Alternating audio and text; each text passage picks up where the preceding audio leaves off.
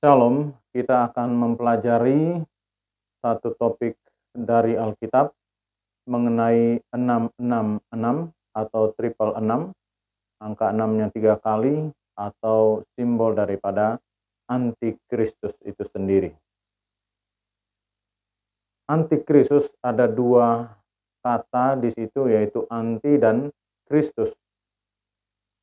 Kata anti dari Kamus Besar Bahasa Indonesia artinya tidak setuju, tidak suka, tidak senang, melawan, menentang, memusuhi. Di dalam 1 Yohanes 2 ayat 6, barang siapa mengatakan bahwa ia ada di dalam Dia, ia wajib hidup sama seperti Kristus telah hidup. Jadi kalau kita hidup tidak sesuai dengan Kristus hidup, maka kita juga menjadi anti kepada Kristus. Karena di dalam 1 Yohanes 2 ayat 18, sekarang telah bangkit banyak antikristus, dan seorang antikristus akan datang. Ayat ini mengatakan bahwa telah bangkit banyak antikristus. Ini berarti kita semua bisa menjadi antikristus jika hidup kita tidak seperti Kristus hidup. Ini adalah pandangan yang sederhana sekali untuk melihat siapa antikristus itu. Kemudian kita melihat antikristus yang disimbolkan dengan angka 666 tadi, yang ada di Wahyu 13 ayat 11 sampai 18. Saya membuat diagram sederhana untuk bisa membedakan pandangan dari Alkitab dan dunia mengenai angka triple 6 ini. Ya, seperti ini diagramnya, yaitu Alkitab dan dunia. Alkitab melihat angka 66 ini sebagai simbol, artinya sesuatu yang tidak dilihat secara kasat mata, tapi itu dilihat hanya dengan rohani, secara rohani pandangannya. Kemudian dunia melihat secara harafiah, artinya dia bisa dilihat dengan mata sendiri, dan itu bisa di atas media apapun, entah di tubuh manusia, entah di benda-benda yang lain.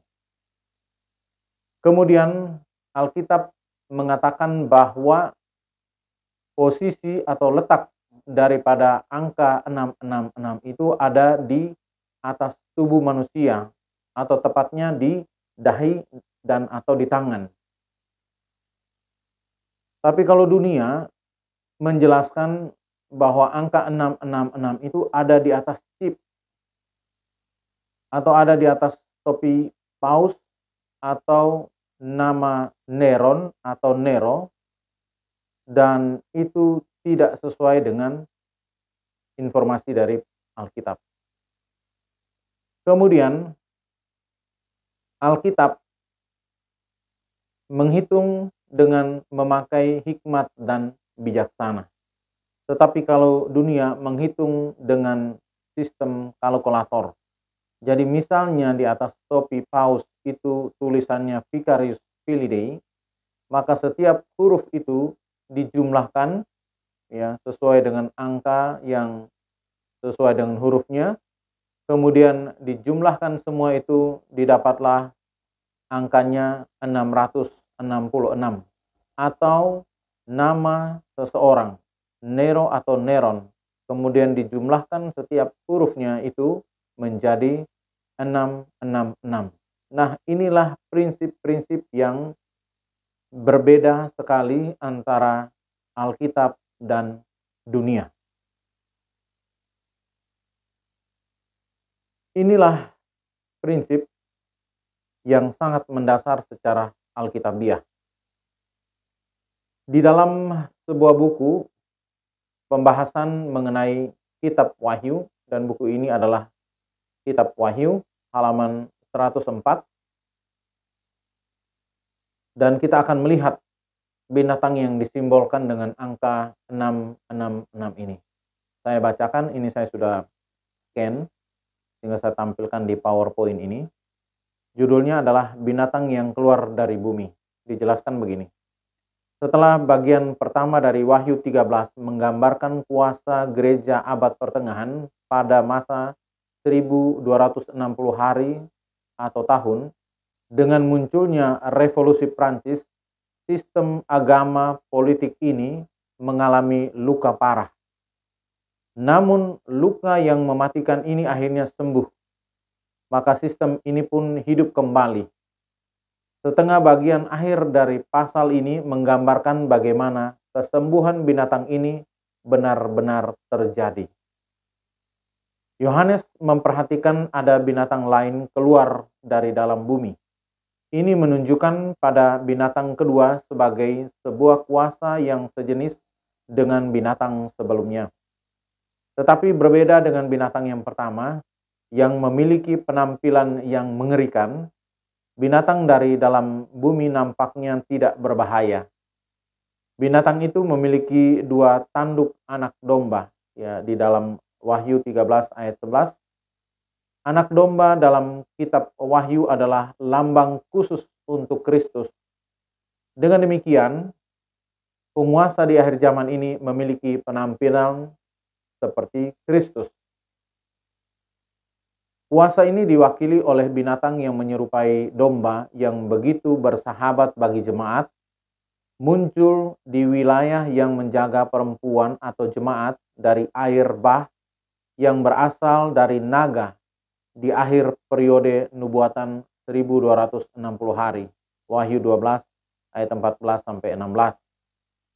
Ia adalah pemain baru dalam panggung yang bangkit sebagai satu kekuatan di dunia setelah binatang yang dari laut itu menerima luka parah pada masa revolusi Prancis. Berarti kekuatan ini secara khusus berperan pada akhir zaman. Ayat ini menunjukkan bahwa kekuasaan yang dilambangkan dengan anak domba ini pada akhirnya akan berbicara seperti seekor naga, seperti iblis sendiri. Penguasa di akhir zaman ini juga akan sangat berperan dalam mencoba membuat dunia menyembah binatang pertama yang pernah mengalami luka yang mematikan. Hal ini menunjukkan bahwa wilayah yang mana tadinya di periode abad pertengahan merupakan tempat yang aman bagi gereja, di akhir zaman nanti akan berubah menjadi kuasa penganiaya. Bangsa dari dunia baru manakah yang bangkit pada tahun 1798 menjadi berkuasa, yang menjanjikan kekuatan dan kebesaran, dan yang menarik perhatian dunia? Penerapan lambang ini tidak menimbulkan pertanyaan. Satu bangsa dan hanya satu-satunya yang memenuhi spesifikasi nubuatan ini, tanpa diragukan, lambang itu menunjuk kepada Amerika Serikat. Dalam sebuah buku Alfa dan Omega, jilid 8, halaman 460. Nah, sekarang kita akan melihat patung binatang, masih dari buku yang sama. Judulnya Patung Binatang. Pada akhir zaman, binatang yang seperti anak domba mulai menggunakan otoritas binatang pertama. Dengan demikian, bertindak seperti cara Roh Kudus bekerja. Ketika Roh Kudus menggunakan kuasa dan otoritas Kristus untuk mengarahkan manusia kepada Dia, Yohanes 15 ayat 26, maka kuasa dunia ini menggunakan segenap otoritas binatang dari dalam laut dan mengarahkan manusia untuk melihat Dia. Sebagai hamba dari binatang pertama, binatang yang menyerupai anak domba menyebabkan manusia di bumi menyembah binatang yang pertama. Ayat ini menunjukkan bahwa hal ini berhubungan dengan penyembahan binatang ini dari luka parahnya. Bagaimanakah binatang yang menyerupai anak domba ini yang menyebabkan dunia menyembah binatang yang dari dalam laut? pada awalnya dengan menggunakan tanda-tanda mujizat sebagai upaya membujuk, Wahyu 13 ayat 13 dan 14, dan pada akhirnya menggunakan kuasa pemaksaan, Wahyu 13 ayat 15 sampai 17. Penyembahan luka parah dari binatang yang keluar dari dalam laut menunjukkan pada pemulihan sistem agama abad pertengahan. Dengan mujizat, binatang yang menyerupai anak domba itu dapat membujuk penduduk dunia untuk mendirikan patung binatang yang pernah terluka parah. Patung adalah replika dari sebuah realitas.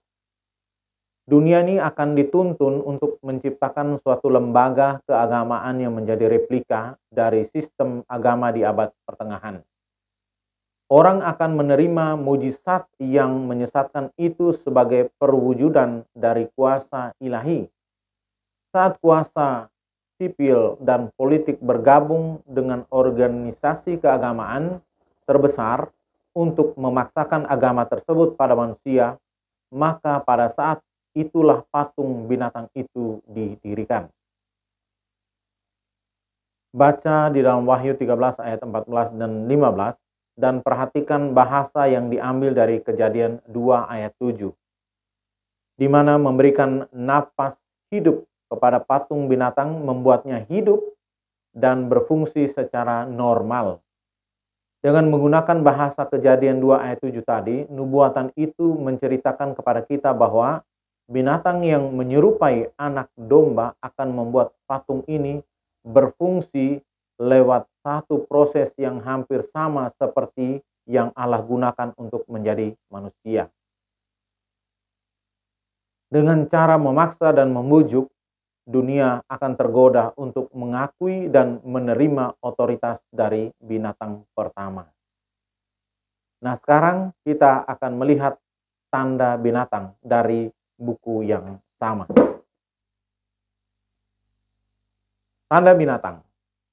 Wahyu 13 mengindikasikan bahwa binatang yang menyerupai anak domba akan memiliki peran utama dalam krisis terakhir.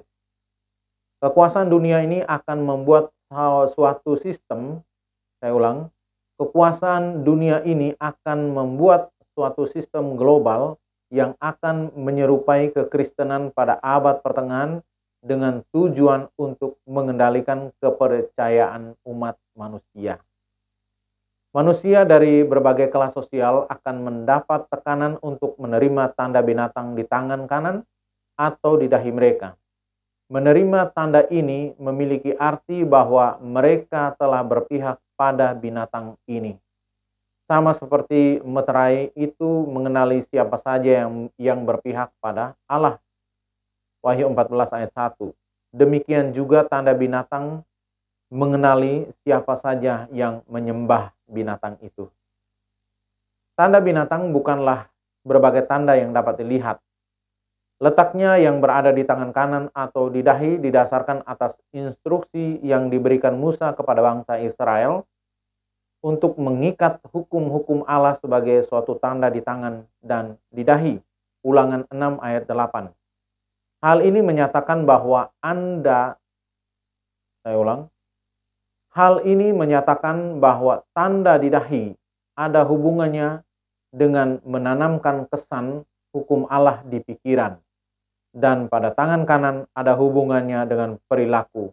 Apa yang manusia lakukan. Isu utama pada krisis terakhir adalah penyembahan dan penurutan kepada Allah dalam memelihara hukum-hukumnya. Wahyu 14 ayat 12.